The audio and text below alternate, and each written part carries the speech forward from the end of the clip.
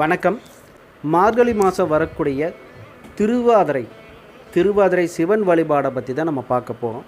சிம்மராசிக்காரங்க வரக்கூடிய ஜனவரி மாதம் 2ஆம் தேதி திருவாதிரை சிவன் வழிபாடு அவசியமாக இருக்கணும். உங்களுக்கு இருக்கக்கூடிய முக்கியமான குழப்பங்கள் மற்றும் உங்களுடைய துணைவியார் வழியிலையும் இல்லை பிஸ்னஸ் பார்ட்னர்ஸில் இருக்கக்கூடிய பிரச்சனைகளையும் சால்வ் பண்ணி கொடுக்கக்கூடியது தான் விஷயம்.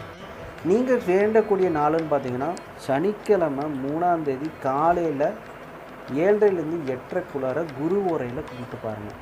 இந்த கும்பிட்றனால நம்மளுக்கு நடக்கக்கூடிய விஷயங்கள்லாம் என்னென்னு கேட்டிங்கன்னா, நம்ம தொழில் வளகமும் பெருக்கும், அப்புறம் நம்ம வீட்டுக்குள்ளே இருக்கக்கூடிய பிரச்சனைகளும் சால்வ் ஆகக்கூடிய நல்ல விஷயமாக அமையும். முக்கியமாக குழப்பங்கள் தீரணும், அதுக்கு தான் இந்த திருவாதிரை வழிபாடு. முக்கியமாக உங்கள் ராசி பார்த்திங்கன்னா நெருப்பு ராசிங்கிறனால ஒரு சூடமாவது அன்றைக்கி உங்கள் கையால் பற்றி சிவனை வழிபடுறது ரொம்ப ரொம்ப நல்ல விஷயம். நீங்கள் ஒரு கோயிலுக்கும் போகணும் அப்படின்னு நீங்கள் நினச்சிங்கன்னா உங்கள் வீட்டுக்கு கிழக்கு பக்கமாக இருக்கக்கூடிய சிவாலயத்துக்கு போங்க.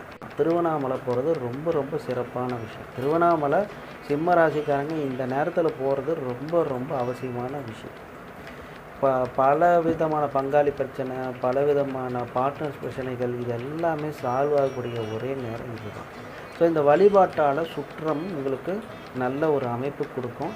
கன்னிராசி வருகிற ஜனவரி மாதம் 2ஆம் தேதி வரக்கூடிய இந்த திருவாதிரை சிவ வழிபாடு என்ன நன்மைகள் தரப்போகிறது? ஸோ பொதுவாக அன்றைக்கி பார்த்திங்கன்னா கொடிக்காயில் வச்சு நம்ம சாமி கும்பிட போகிறோம். அன்றைக்கி அதை உண்பதால் மிகப்பெரிய நன்மைகள் நடக்கும். முக்கியமாக வெகு நாளாக உங்கள் உடல் தொந்தரவு இருக்கும் நோய் நொடிகளை குணப்படுத்த போகிறார். அதே மாதிரி நம்மளுக்கு ஒரு மறைமுகமான எதிரிகளோ அவங்களாம் இருக்கிற பிரச்சனைகளை சால்வ் பண்ண போகிறார். புது வேலை ஒன்று கிடைக்க போகுது. ஒரு வேலை தேடிட்டு இருந்தீங்கன்னா உங்களுக்கு வேலை கிடைக்க நல்ல அம்சம் கிடைக்கும் போது ஒரு பெரிய இடத்துல தான் கிடைக்கும். இப்போ உங்கள் கன்னிராசிக்கு பார்த்திங்கன்னா வெள்ளிக்கிழமை 2ஆம் தேதி இரவு ஒரு 8லேருந்து 9 சுக்கிர ஓரையில் வணங்குறது ரொம்ப ரொம்ப நல்லது. உடலில் இருக்கிற நோய் நொடியெல்லாம் தீர்ந்து நல்லபடியாக இருக்கணும்னா நீங்கள் ஒரு பழமாவது வச்சுக்கணும். பழம் பார்த்திங்கன்னா வாழைப்பழம் வைக்கலாம், மாதுளை வைக்கலாம், ரொம்ப நல்லது. ஒரு பழமாவது வச்சு அந்த பழத்தை சாமிக்கு படைச்சி முடிஞ்சால் அந்த பழத்தை கொஞ்சம் நேரம் கழித்து ஒரு அரை மணி நேரம் கழித்து ஒரு 45 நிமிஷம் சாமி முன்னாடி வச்சுட்டு அதுக்கப்புறம் அதை எடுத்து சாப்பிடுங்க. ரொம்ப சிறப்பான விஷயம். சரி பண்ணி திரும்ப 18 வருஷம் ஆகலாம் இதே மாதிரி நம்மளுக்கு ஒரு லிங்க் கிடைக்கிறதுக்கு ஜோதிட ரீதியாக. அப்போ இந்த லிங்க் கிடைக்குதா? உணவே மருந்து 12 ராசியில் யாருக்கு கிடைக்க போகுதுன்னா உங்களுக்கு தான் கிடைக்க போகுது. அப்போ இந்த கன்னிராசிக்காரங்களுக்கு என்னென்ன நோய் இருக்கோ அத்தனை தீரணுன்னா சிவனை போட்டுட்டு ஓம் நம சிவாயன்னு சொல்லிவிட்டு அத்தனை காய்கறி சாப்பிட்றோம்.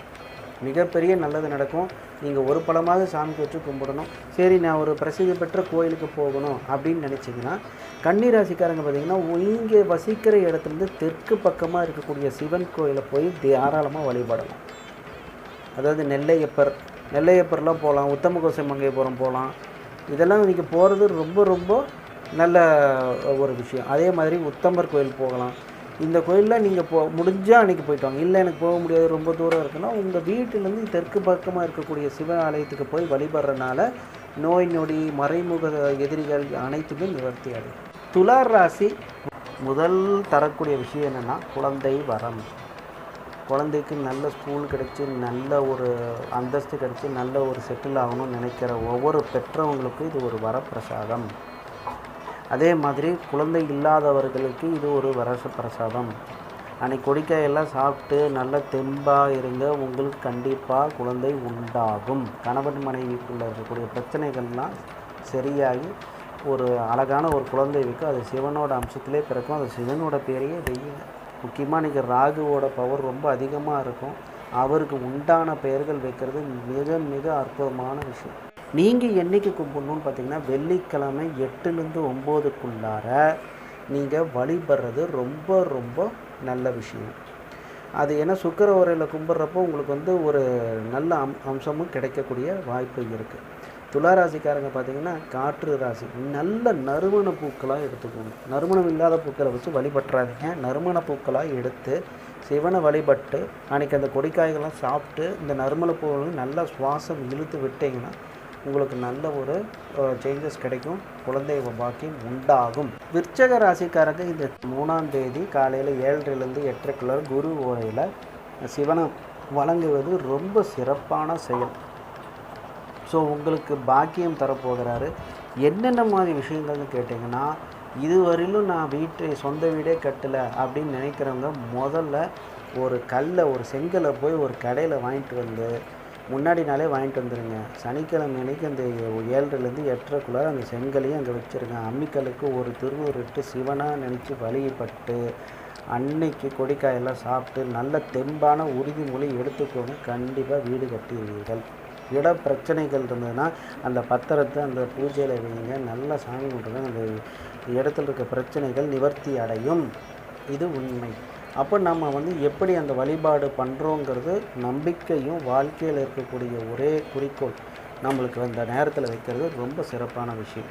அதே மாதிரி புது வாகனம் வாங்கிறது, வாகனம் பழுதடைஞ்சிக்கிட்டே இருக்குது, அன்றைக்கி எல்லா வாகனங்களையும் நிறுத்தி பூஜை பண்ணுறது ரொம்ப ரொம்ப சிறப்பான விஷயம். நீங்கள் முக்கியமாக இந்த 3ஆம் தேதி காலையில் 7:30லேருந்து 8:30க்குள்ளார பௌர்ணமி திருவாதிரை அப்போ ரொம்ப வழிபடுறது சிறப்பான விஷயம்.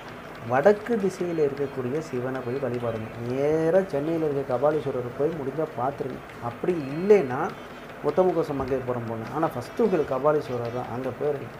இல்லை உங்கள் வீட்டுக்கு பக்கத்துலேயே வடக்கு திசையாக எந்த சிவன் இருக்காரோ அவர் நேராக போய் வழிபடுறது ரொம்ப ரொம்ப நல்ல விஷயம். இந்த விருச்சக ராசிக்காரங்க என்ன பண்ணணும்னா, நீருங்கிறது ரொம்ப ரொம்ப ரொம்ப முக்கியமான விஷயம். அப்போ நீர் நம்ம என்னமா எடுத்துகிட்டு போவோம், ஒன்று தண்ணி எடுத்துகிட்டு போய் அந்த தொட்டாங்குச்சியில் வச்சு ஊற்றிட்டு வாங்க, எதாவது காக்கி குடிக்கும். அப்படி இல்லைன்னா சிவனுக்கே நமக்கு தரக்கூடிய அளவுக்கு ஏதாவது பாலபிஷேகம் தரந்தால் முடிஞ்சால் தந்துடுங்க. காலையிலே போய் தந்துடுங்க. ரொம்ப ரொம்ப ரொம்ப நல்லது உங்களுக்கு. விருச்சிக ராசிக்காரங்க 3ஆம் தேதி உங்களுக்கு சிறப்பான விஷயம். 7:30லேருந்து 8:30க்குள்ளார குரு ஓரையில் பண்ணுங்கள். உங்கள் ராசிநாதனே அவர் தான். அவரோட ஓரையில் இந்த சமையல் பண்ணி கடவுளுக்கு அர்ப்பணை பண்ணிக்கிட்டு அத்தனை கொடிக்காய்களை சாப்பிடுங்க. சரி, இதனால் என்ன நன்மைகள் உங்களுக்கு நடக்க போகுதுன்னு கேட்டிங்கன்னா, நீங்கள் எந்த ஒரு முயற்சி எடுக்கணும்னு நினைக்கிறீங்களோ அதை தாராளமாக எடுக்கலாம். அந்த முயற்சிக்கு யாரெல்லாம் தடங்களாக இருக்கணும்னு நீங்கள் மனசில் நினச்சிட்டு இருக்கீங்களோ அவங்களே உங்களுக்கு உதவி செய்ய போகிறாங்கிறது தான் இங்கே ஒரு தலையெழுத்து. அப்போது அந்த தலையெழுத்து திருத்தி எழுதுகிறவர் யார்? சிவன். அந்த உதவி செய்கிற மாதிரி அவர் மாற்றி வச்சுருவார். ஸோ அப்போ இவருக்காக பண்ணி கொடுக்கலாமே அப்படின்னு நினைக்கலாம். நீங்கள் நினைக்க ரொம்ப நாளாக ஒரு காரியம் ஆகாமல் இருக்கும், ஒருத்தரை பார்த்து பேசுவீங்க, அவர் இன்றைக்கி பார்க்கலாம் நாளைக்கு பார்க்கலான் இருப்பார். கிடையாது. நீங்கள் சிவன் வழிபாடு பண்ணிவிட்டு அவரை நேராக போய் பாருங்கள். அவர் இன்றைக்கி இதை முடிச்சு கொடுப்பேன்னு சொல்லுவார். எனக்கும் கமெண்ட்டில் நீங்கள் போடுறீங்க, ஆமாங்க ரொம்ப நாள் இருந்த பிரச்சனையை ஒரு முக்கியமான பெரியாள் எனக்கு தீர்த்து கொடுத்து விட்டார். அப்போ நீங்கள் முயற்சிங்கிற ஒரு விஷயம் இங்கே முயற்சி எடுக்கணுங்கிறது தான் விஷயம். பொதுவாகவே இந்த மாதம் பார்த்திங்கன்னா உங்களுக்குள்ளார ஒரு பெரிய ஒரு போரே நடந்துகிட்டு இருக்குது. இதெல்லாம் மனசுலேருந்து நகர்த்தி வச்சுருங்க. சிவன் வழிபாடு எப்படி சிவனையே நீ இருக்கணுங்கிறாங்களோ இந்த 12 ராசியில் முக்கியமாக தனுசு ராசிக்காரங்க சிவனேன்றீங்க. அப்புறம் இருக்கிறது ரொம்ப ரொம்ப நல்லது. உங்களுக்கு பார்த்திங்கன்னா சரி, நீங்கள் என்ன மாதிரி விஷயங்கள் சிவனுக்கு வச்சு வழிபடுறது ரொம்ப நல்லது. அழகாக 5 முக விளக்கை எடுத்து நீங்கள் தீபம் இடுறது ரொம்ப ரொம்ப நல்லது. அதே ஒரு கோயிலுக்கு போகிறீங்களா, அங்கேயும் ஒரு 5 விளக்கு வாங்கி வைங்க. இல்லை வீட்டிலேயே சாமி கும்பிட்றீங்களா, உங்கள் தனுசு ராசிக்காரங்களுக்கு பார்த்தீங்கன்னா கிழக்கு பக்கமாக இருக்கக்கூடிய சிவனை போய் வழிபடுங்க. நேராக உத்தம மங்கையப்புரம் போயிருங்க. போக முடியலன்னா கிழக்கு பக்கமாக இருக்கக்கூடிய சிவனை கும்பிடுங்க. இதெல்லாம் ரொம்ப நல்ல விஷயங்க. இதை நீங்கள் தவறாமல் பண்ணிட்டு வாங்க. நீங்கள் எடுக்கக்கூடிய முயற்சிக்கு சிவனே கூட இருந்து உதவ போகிறார். மகர ராசிக்காரங்க பணங்காசு, வீட்டுக்கு ஒரு பெண் வருதல், வீட்டுக்கு ஒரு குழந்தை வருதல், அந்த மாதிரி வரவு இருந்தால் தான் ஒரு 10 தொழில் வரும். தொழில் ஆரம்பிக்கிறோமா ஒரு 10 தொழில் ஆப்ஷனுக்கு நிற்கும். இல்லைப்பா நீ இதுக்கு மட்டும்தான் பண்ண முடியும் அப்படிங்கிறதெல்லாம் இருக்கல. ஒரு 4-5 சாய்ஸ் கொடுத்தா தான் மனுஷன் வாழ்க்கையில் அவன் எது எடுத்து நல்லா மேலே வருவாங்கிற ஒரு உறுதுணையே கொடுக்கும். அந்த வரவை கொடுக்குற கடவுள் தான் இப்போ சிவனாக உங்களுக்கு வருகிற ஜனவரி மாதம் 2ஆம் தேதியும் 3ஆம் தேதி காட்சியளிக்க போகிறார். குறிப்பாக நீங்கள் பார்த்தீங்கன்னா சனிக்கிழமை காலையில் 7:30லேருந்து 8:30க்குள்ளார குரு உரையில் கும்பிடுங்க. பிஸ்னஸ் பண்ணுறவங்க சூப்பராக பண்ணலாம். அதே வேலைக்கு போகிறீங்களா, தயவு செய்து வெள்ளிக்கிழமை 8லேருந்து 9க்குள்ளே சுக்கிர உரையில் கும்பிடுங்க. ரொம்ப நல்ல விஷயம். இது 2ல் நீங்கள் பண்ணி பாருங்கள். பிஸ்னஸ் புதுசாக ஆரம்பிக்கணும்னு நினைக்கிறவங்களாம் இதை நீங்கள் பண்ணி பாருங்கள். உங்கள் குடும்பத்தில் இருக்கக்கூடிய அத்தனை பிரச்சனைகளும் சால்வ் ஆகும். தெற்கு திசையாக இருக்கக்கூடிய சிவன் கோயிலுக்கு போயிட்டு வாங்க. தெற்கு திசைன்னு பார்த்திங்கன்னா நீங்கள் உத்தமகோசமங்கையபுரமும் போகலாம், இல்லை உத்தமர் கோயில் போகலாம், திருச்சியில் இருக்கிறது. இதெல்லாம் ரொம்ப நல்ல கோயில். அதே மாதிரி நெல்லையப்பர் போகலாம். ஸோ நீங்கள் இது வந்து போயிட்டு வாங்க. இல்லை வீட்டு பக்கத்துலேயே தெற்கு திசை பக்கமாக போய் வழிபட்டுட்டு வர்றது ரொம்ப ரொம்ப நல்ல விஷயம். சரி, அன்றைக்கி நீங்கள் சிவனுக்கு என்ன பண்ணலான்னு கேட்டிங்கன்னா, ஒரு மாதுளை பழம் இல்லை ஒரு வாழைப்பழம், இந்த கொடிக்கையெல்லாம் சாப்பிட்டுட்டு அந்த பழத்தை சாமிக்கு வச்சுட்டு அந்த பழத்தை எடுத்து ஒரு 45 நிமிஷம் கழித்து நீங்கள் அப்படியே சாப்பிட்ருக்கீங்க. உங்களுக்கு எல்லா வரவுகளும் வந்து சேர்ந்துடும். உணவு படைச்சி சாமி கும்பிட்டு பாருங்கள். முடிஞ்சால் 4 எறும்புக்கு, ஒரு நாய்க்கு, ஒரு காக்காக்கெல்லாம் அன்றைக்கி சாதம் போடுறது மிக மிக அற்புதமான விஷயங்க.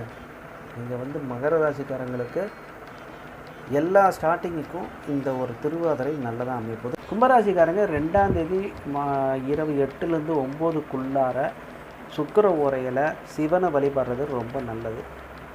இந்த சிவனை வழிபடுறதுனால என்ன விஷயங்கள் நடக்கும்னு கேட்டிங்கன்னா, உங்கள் மேலே இருக்கக்கூடிய ஒரு மிகப்பெரிய கனவு நிஜமாகும். அது நல்ல வழியில் செயல்பட்டு நடக்கணும்னா அது சிவனால் மட்டும்தான் முடியும். உங்கள் வீட்டிலையே இருக்கக்கூடிய ராகு வந்து இப்போ நம்மளுக்கு உதவ போகிறார். எப்படின்னு கேட்டிங்கன்னா, அதை இப்போ எப்படி நம்ம வந்து கோதண்ட ராகு குருவோடு சேர்ந்து சொல்கிறோமோ, இது வந்து சிவனோட ராகு. இப்போ இந்த இடத்துல வந்து நாகத்துக்கெல்லாம் வந்து அப்படியே அந்த இடத்துல எந்த ஒரு நாகமாக இருந்தாலும் சரி, எந்த ஒரு தீய சக்தியாக இருந்தாலும் சரி, எதாக இருந்தாலும் சரி, இந்த திருவாதிரை அன்னைக்கு சிவனோட வழிபாட்டால் எல்லாமே நல்லா. ஸோ அப்போ உங்கள் மேலே இருக்கக்கூடிய அந்த ராகு பார்த்திங்கன்னா உங்களுக்கு ஒரு நல்ல எண்ணங்கள் கொடுத்து ஒரு நல்ல ஏற்றத்துக்கு கொடுக்க போகிறேன். நீங்கள் எந்த திசையில் திரும்பி ஒரு தியான ரீதியான ஒரு பார்வையில் பார்க்கும் பொழுது அது ஒரு நல்ல வழியை காட்டும், ஒரு முன்னேற்றத்தை காட்டும், மிகப்பெரிய நம்பிக்கையை தரப்போகிறார். அந்த நம்பிக்கையை உடைச்சிடுறவங்க யாராலையும் முடியாது. அதனால் அந்த உத்தமகோசை மங்கையபுரம் அவசியமாக நீங்கள் போயிட்டு வாங்க. உங்களுக்கு இருக்கக்கூடிய பிரச்சனைகள்லாம் சால்வ் ஆகும்.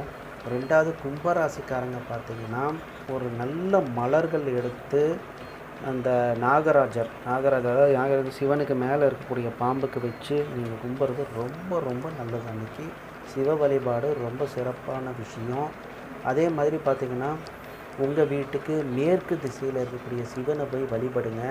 இந்த வழிபாட்டால் மிகப்பெரிய நன்மைகள் கிடைக்கும். மேற்கு திசைன்னு பார்த்துக்கிட்டோம்னா, நீங்கள் வந்து உத்தமகோசமங்கையபுரம் போங்க. அது வேறு திசையாக இருந்தாலுமே உங்களுக்கு அந்த கோயில் ஒரு முக்கியமான ஒரு விஷயம். அதே மாதிரி திருவண்ணாமலையில் மலையை சுற்றி வாங்க. உங்களுக்கு அது இந்த 2 கோயில் ஏதோ ஒன்று போவாங்க. அப்படி இல்லைன்னா உங்கள் வீட்டு பக்கத்தில் இருக்க மேற்கு திசை சிவன் கோயிலில் போயிட்டு வாங்க. என்ன மாதிரி வழிபாடு பண்ணலான்னு வச்சா, ஒன்றில் பூ வாங்கிட்டு போங்க, நறுமண பூவை வாங்கிட்டு. மீன ராசிக்காரங்க நீண்ட நாளாக படுத்த படுக்கையில் இருக்கக்கூடிய ஹாஸ்பிட்டலைஸ் ஆனவங்களும் சரி, இல்லை வெளிநாட்டு பிரயாணங்கள் நான் போகணும், வெளிநாடுனாவே 88 லட்சம் போட்டு ஒரு விசா ப்ராசஸ்ஸு அது இதெல்லாம் சொல்கிறாங்க, அதெல்லாம் நம்மளுக்கு நடக்குமா அப்படின்னு நினச்சிட்டு இருந்தீங்கன்னா கூட நடக்கும். எப்படி நடக்கும்னு கேட்டிங்கன்னா, அன்னைக்கு திருவாதிரை விரதம் இருந்து நீங்களும் வழிபடலாம். வழிபட்டீங்கன்னா முக்கியமாக பார்த்திங்கன்னா 2ஆம் தேதி 3ஆம் தேதி 2ஆம் தேதி பார்த்திங்கன்னா இரவு 8லேருந்து 9, 3ஆம் தேதி பார்த்திங்கன்னா காலையில் 7:30 to 8:30, இந்த 2 நேரமும் நீங்கள் வழிபட்டு பாருங்கள். உங்களுக்கு வெளிநாடுக்கு போகணும், காசு பணம் சம்பாதிக்கணும்னு கண்டிப்பாக சம்பாதிச்சாலும். இல்லை நீண்ட நாளாக ஹாஸ்பிட்டலைஸ் ஆகியிருக்காரு, அவர் எப்போ திரும்ப வருவார், அவர் நல்ல நிலைமைக்கு வருவாரோ நல்ல நிலைமைக்கு வந்துடுவார். அவருக்கு வந்து நீங்கள் பண்ண வேண்டியதெல்லாம் அவரோட பேரில் அன்றைக்கி அர்ச்சனை பண்ணுங்க. மீனராசிக்காரங்களுக்கு இப்போது இந்த வழிபாட்டால் கிடைக்கக்கூடிய நன்மைகள்னு பார்த்திங்கன்னா, இது ஒரு 2 முக்கியமான விஷயம். ரொம்ப நாளாக தூக்கமே வரல, எனக்கு தூக்கமே வர மாட்டேங்குது, எல்லா டாக்டர்கிட்ட போய் டெஸ்ட் பண்ணாலும் அதுக்கு என்ன தீர்வு இல்லைன்னு நினச்சாலுமே சிவனை வழிபட்டுட்டு ஓம் நம சிவாய நமக்கான இங்கேயும் சொல்லிட்டு படுத்து பாருங்க, தூக்கம் வந்துடும். அடுத்தது முடிஞ்சால் பால் அபிஷேகம் நீங்கள் பண்ணியே ஆகணும். வீட்டில் சிவலிங்கம் இருந்தேன்னா நீங்களே உங்கள் கையால் பண்ணுங்கள். அப்படி இல்லைன்னா கோயிலுக்கு போயாவது பால் அபிஷேகம் வாங்க. இல்லை ஒரு தண்ணீராவது எடுத்து கொடுங்க, அந்த தண்ணீராவது அங்கே விட்டுட்டு வாங்க. இல்லை காக்காக்கு இதுக்கெலாம் அந்த மாதிரி ஒரு பானையில் தண்ணி வச்சு கூட வெளியே அனுப்பி ரொம்ப நல்ல விஷயம். அதெல்லாம் உங்கள் ராசிக்கு இந்த மாதிரி ஒரு வழிபாடு பண்ணுறது ரொம்ப ரொம்ப நல்ல விஷயம். அதே மாதிரி கோயிலுன்னு பார்த்திங்கன்னா, மீனராசிக்காரங்களுக்கு வடக்கு திசையாக இருக்கக்கூடிய சிவன் கோயில் போனால் நேராக சென்னையில் இருக்க கபாலீஸ்வரரை போய் வேண்டிட்டு வந்துடுங்க. அப்படி இல்லைன்னா உங்கள் வீட்டு பக்கத்தில் இருக்கக்கூடிய வடக்கு திசையில் இருக்க சிவனை போய் வழிபட்டுட்டு வாங்க. நன்றி, வணக்கம்.